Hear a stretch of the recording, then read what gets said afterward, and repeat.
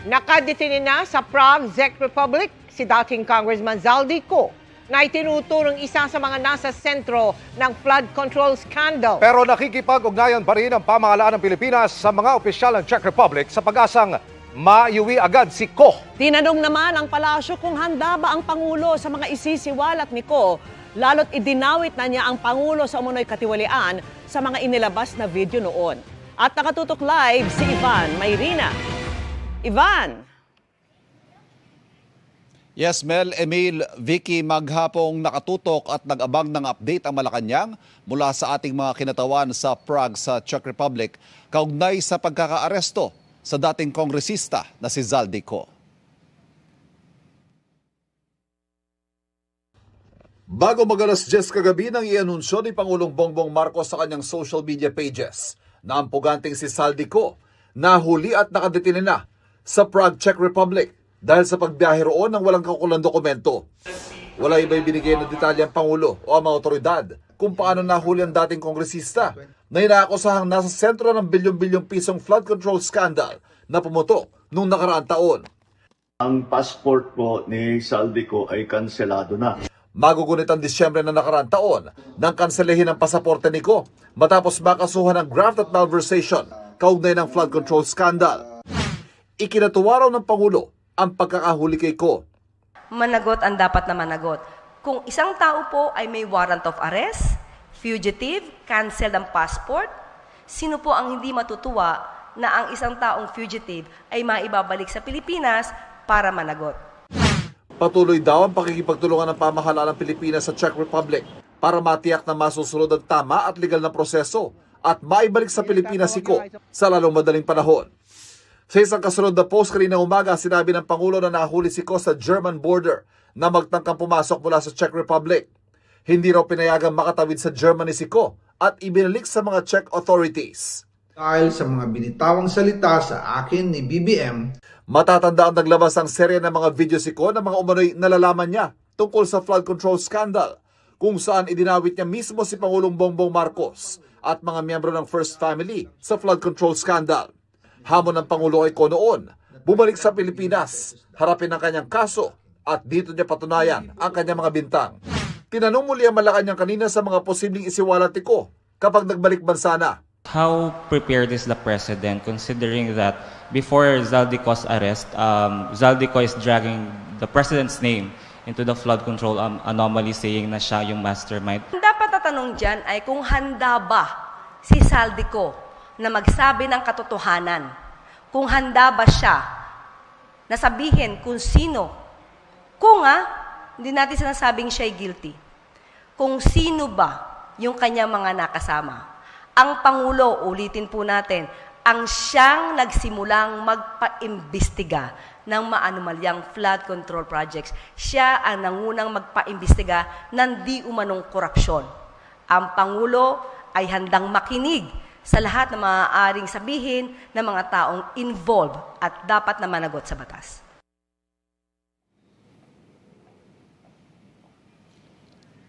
Vicky, hanggang sa mga oras ito ay nag-aabang tayo ng update mula sa Malacanang kaugnay nga sa latest sa pagkakaaresto kay Zaldico. Pero ito raw pagkakaaresto kay Ko ayon sa Malacanang ay patunay na hindi nakakalimutan ng Administrasyong Marcos ang flood control scandal sa kabila ng panibagong mga hamong kinakaharap na bansa. Vicky.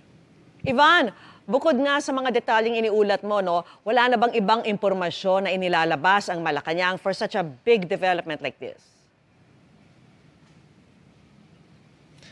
Vicky, as of 10 minutes ago, nagtanong pa tayo sa PCO, baka meron tayong pwedeng pang-breaking, significant development sa pakikipag-ugnayan ng Pilipinas sa Czech Republic. Wala pa raw, pero ang pangako naman ng Presidential Communications Office, any significant development ay agad nilang isa sa publiko at hindi naman daw nila ito titigilan, Vicky. Alright, maraming salamat sa iyo, Ivan Mayrina.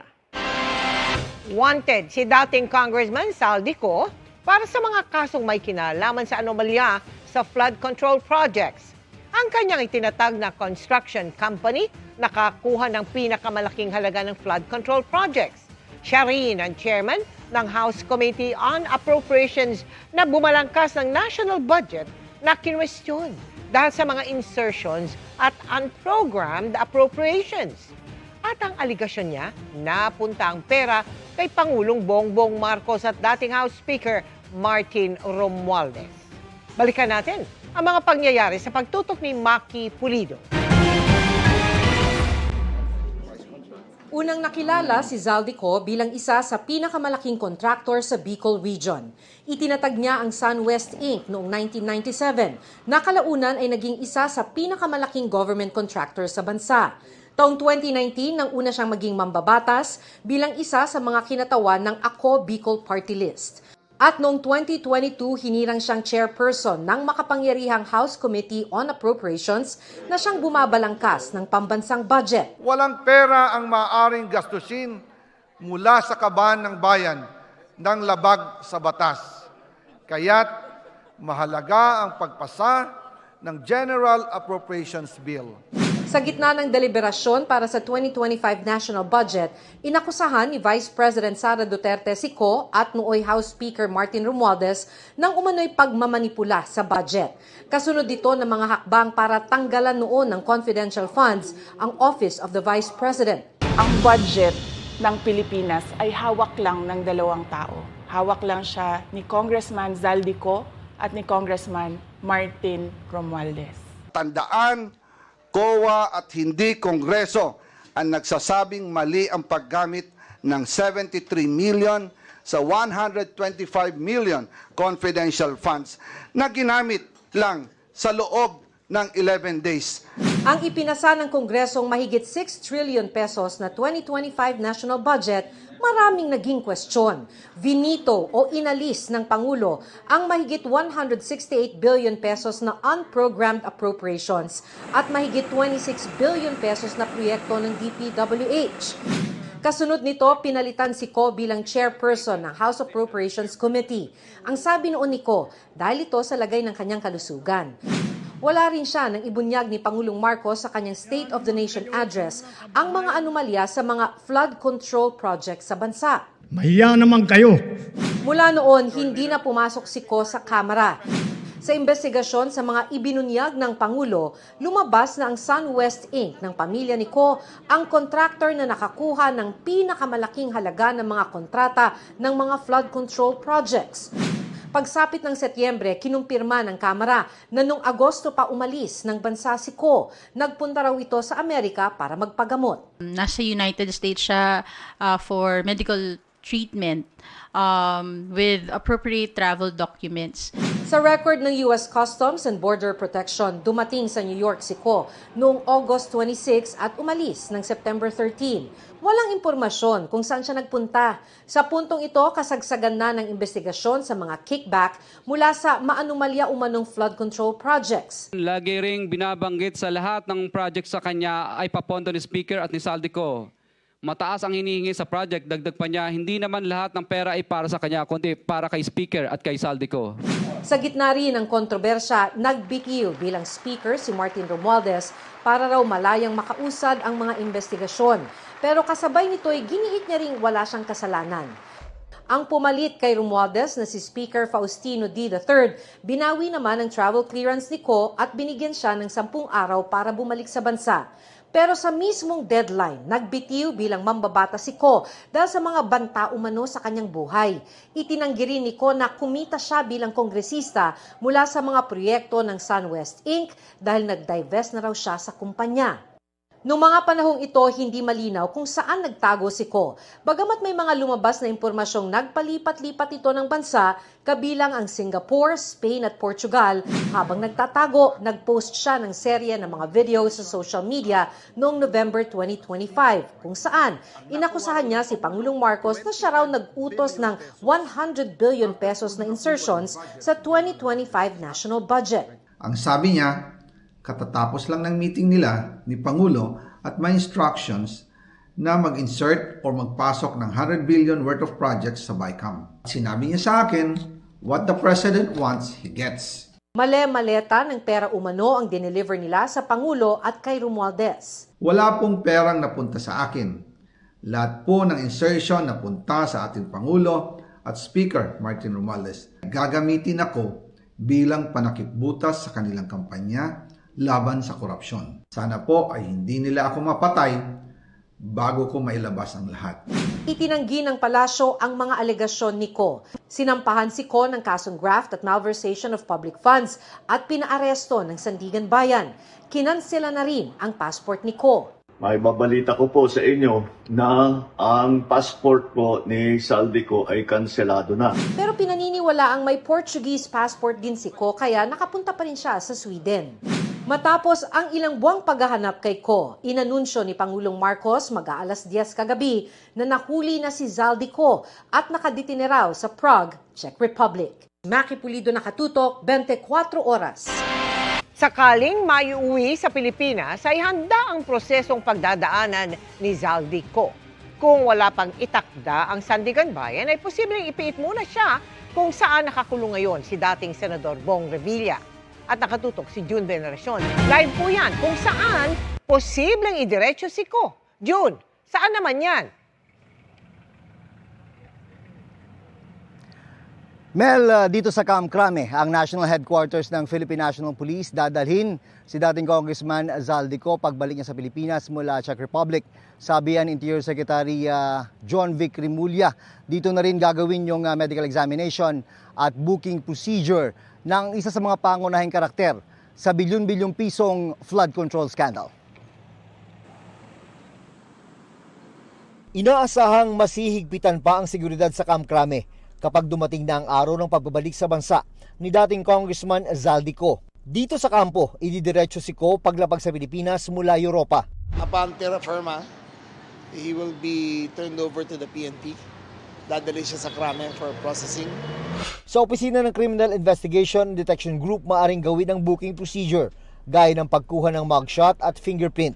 Sa PNP General Hospital naman posibleng gawin ang medical at physical examination. We will determine kung siya ay of sound physical health para mag-stand ng trial. Pagkatapos ay dadali na siya sa Sandigan Bayan para sa tinatawag na return of warrant para sa kasong graft and malversation. Kaugnay ng mahigit 280 milyon pesos na maanumalya umanong dike project sa Nauhan Oriental, Mindoro. Ang Sandigan Bayan na magpapasya kung saan siya ikukulong. Ang mga naunang nahuling akusado sa bagong Quezon City Jail sa Payatas ipinakulong ng Sandigan Bayan. Pero kung wala pang desisyon ng korte, pwedeng sa CIDG Detention Facility muna ikukulong si Ko. Ang official detention facilities lang siya pwedeng i-detain. So, in all probability sa Payatas siya ilalagay.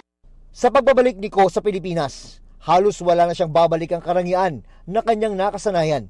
Ang mansyong ito sa Pasig, kung saan daw sinasabing kinukuha at hinahatid ang mga mali-maletang pera, ay may writ of preliminary attachment na ng Sandigan Bayan at di pwedeng gamitin habang may nakabinbin sa korte.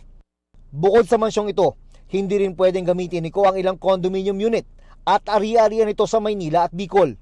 Nahatak na rin ng gobyerno ang mga magagara niyang sasakyan, gaya ng Rolls-Royce at Cadillac. Maging mga helicopter at eroplano niya na nakapangalan sa kumpanyang SunWest Construction Development Corporation na nakakuha ng milyon-milyong kontrata sa gobyerno. Bukod dyan, tinatayang nasa bilyong piso ang halaga ng mahigit 100 bank accounts at insurance policies ni Ko ang may freeze order mula sa AMLAC.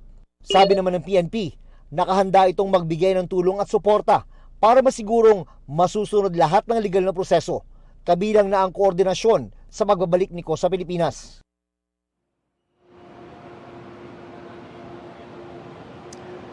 Sa lalim ng kanyang pagkakasangkot at dami ng kanyang nalalaman, tiyak na ngayon pa lang ay matinding paghahanda na ang ginagawa ng Philippine National Police para sa mahigpit na seguridad para kay Zaldico mula pagbalik niya ng Pilipinas hanggang sa maidala siya sa kanyang permanenteng kulungan. Mel.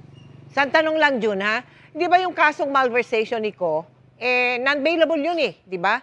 Pero may chance ba na mapayagan pa siyang makapagpiyansa kaya?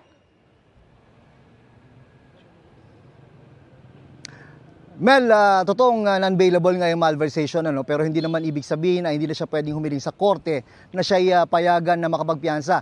Ganyan na ganyan, Mel, yung ginawa ng kanyang mga kapwa-akusado mula dun sa DPWH, mga dating official ng DPWH, maging si dating Senador Bong Revilla. Ayun nga lang, yung petition for bail ng mga dating opisyal ng DPWH, Mel, ay ibinasura ng korte Ang dinidinig na lang ngayon ay yung petisyon ni dating Senador Bong Revilla, kaya isa rin yan sa mga inaasahan na gagawin ng legal team ni dating Congressman Zaldico, yung paghahain nga ng petition for bail. Mel. Ako, kaabang-abang yan ha. Maraming salamat sa iyo, June Veneracion. Travel papers ang naging problema umano ni Zaldico, kaya naharang sa border ng Germany. Ayon yan kay Interior Secretary John Vic Remulla. Ibinalik siya sa Czech Republic, pero wala namang extradition treaty sa pagitan nito at ng Pilipinas. Ang ginagawa ngayon ng ating gobyerno, alamin sa live na pagtutok ni Mariz Umali. Mariz? Mel, hanggang unang linggo lang sana ng Abril ngayong taon, yung pagpapatupad ng mas mahigpit na border control sa Germany kung saan nagsasagawa ng mga temporary at random checks sa land border. Pero in-extend ito hanggang September 15 ngayong taon. Kaya nasampulan ang nagtatagong si dating Congressman Zaldico na nagkataon daw na wala umanong daladalang mga kaukulang dokumento para mapayagan siya makapasok sa Germany. Galing umano ng Czech Republic si dating Congressman Zaldico kasama ang kanyang pamilya nang pahintuin sa border papasok ng bansang Germany kahapon. Ayon sa isang reliable source, nasa isang sasakyan na may French license plate at French driver si Ko at ang pamilya niya. Hindi sinabi kung sino sa pamilya ni Ko ang kasama. Pero habang nasa border, kasama sila sa mga isinailalim sa ipinapatupad na random border check ng Germany. Sa random checking, hinihingi ang mga dokumento ng mga gustong pumasok ng Germany. Kahit pa bahagi ito ng Schengen area, na iisang visa lang ang kailangan. Dito na raw naharang ang pamilya Ko at pinabalik sa Czech Republic. Ayon kay DILG Secretary John Vic Remulla, tila mga papeles ang naging problema ni Ko kaya di nakapasok sa Germany. He is considered an unwanted alien dahil wala siyang travel papers. It happened around 3 o'clock p.m. Manila time. Ang suspected namin na Portuguese passport, hindi niya dala. ID lang ang dala niya. August 2025 nang makumpirmang nasa Amerika si Ko para raw magpagamot. Mula noon, di na ito bumalik sa bansa. Mula sa Amerika, may mga report na nakapag-Singapore at Japan si Ko bago mag-Europe. Sa Portugal, sabi ni DILG Secretary Remulla, ito nagtagal dahil daw nakabili ng bahay doon. Pinaniniwalaan ding may Portuguese passport si Ko. November 2025, nag-apply na raw ang gobyerno sa Interpol para mag-issue ng red notice para kay Ko. Hanggang ngayon, wala pa ito. But the difficult part was wala siyang red notice pa galing sa Interpol. We had filed our request since November 2025. So we were hoping to be released. It will be released soon. Dahil sa one visa policy ng Schengen visa system, malayang nakakaikot si Ko sa Europe. Mula Portugal na mataan daw ito sa France. Tapos sa Italy, bago ang mahal na araw. Bago pumasok sa Prague at sumubok na pumasok ng Germany. Walang extradition treaty ang Pilipinas sa Czech Republic, kaya patuloy raw ang high-level meeting ngayon para ayusin ang pagbabalik ni Ko sa Pilipinas. Coordinate po tayo sa Czech Republic, as Czech government, para lahat po ng mga legal na proseso ay masunod at ang pag-arrange ng kanyang pagbalik dito sa Pilipinas ay maisagawa na sa pinakamabilis na panahon. DFA ang makakasagot. Pero safe to say, ando na ang DFA. You're on top of it. Pwede within a week, pwede within a month. The wheels of justice are slow, but it grinds. Tuloy-tuloy naman kami. Hindi naman kami tumitigil. Ang NBI naghihintay raw muna ng direktiba mula sa DOJ at DFA sa kung ano ang pwede nilang maitulong sa pagpapabalik dito kay Ko. Well, we are always ready, no? At alam naman natin yan, there are a lot of instances na ang NBI ay naging parte na niyan. Kung maalala ninyo, nung si Alice Go, NBI yung nandiyan dyan, si R.D. Tevez nandiyan dyan. Pero sabi ko nga, I'm going back dun sa kung ano yung magiging instruction sa atin ng Department of Justice, being our mother department, we will abide by the direction na ibibigay sa atin ng Secretary of Justice. Mel, patuloy na inaantabayanan na maging resulta ng high-level meeting sa pagitan ng ating gobyerno at ng gobyerno ng Czech Republic para malaman kung kailan posibleng mapabalik sa bansa si Ko. Samantala, ayon naman sa text message ng abogado ni Ko na si Attorney Roy Rondain, wala pa raw silang natatanggap na anumang kumpirmasyon kaugnay sa umano'y pagkakadetain nitong si Ko. At sa ngayon ay hindi muna siya makakapagbigay ng komento kaugnay nito. Mel? Maraming salamat sa iyo, Mariz Umali. Oras na may uwi si dating Congressman Zaldico sa Pilipinas Plano raw siyang imbitahan ng Senate Blue Ribbon Committee para tanungin ukol sa umunoy maanumalyang flood control project. Pero ang Kamara, maaring ipaubaya na lang daw sa Ombudsman ang pag-imbestiga sa dating kasamahan para maiwasan ang conflict of interest. Nakatutok si Jonathan Andal. Ang personal kong Ngayong natuntun na ang kanyang kinaroroonan, iimbitahan daw si dating Congressman Zaldico ng Senate Blue Ribbon Committee oras na makauwi ito sa Pilipinas. Sabi ni Committee Chair Ping Lacson, mabuting sama-samang matanong ang mga testigo kaugnay sa mga maanumalyang flood control project. Mas maganda sa tingin ko na magkasabay na sa pagdinig yung mga ex-soldiers na sinasabing nag-deliver ng mali-maleta na 805 billion saka si Zaldico, and kung posible, pati si Orly Gotesa, kasi connected kay Zaldico yung testimonya ng mga ex-soldiers at saka nitong si Zaldico para magkaalaman na kung ano talaga yung totoo.